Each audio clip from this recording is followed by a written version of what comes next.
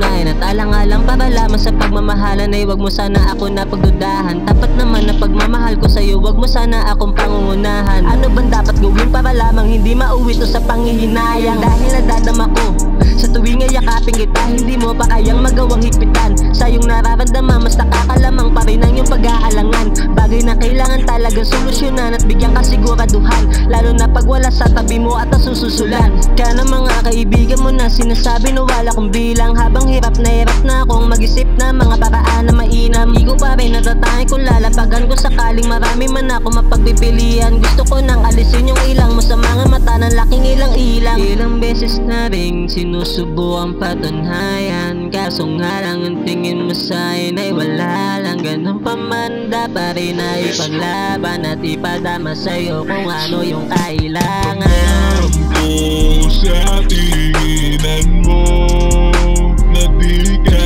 sigurado sa pag-ibig ko sa'yo.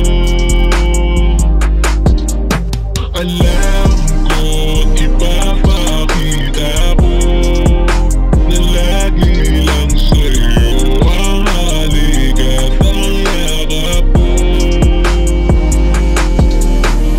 Dama ko ang pangingilag mo sa'kin sa kada dadalaw ako. Telepono ko nagmistulang sira na ng dahil wala nang mensahe na galing palagi sa'yo. Wala rin sagot kada tawag o ano ba nagawang kasalanan. Bakit hindi ko malaman sa ganitong sitwasyon? Imposibleng hindi ako papanginaan. Nagbanat ng buto kasi bumilang ng poste.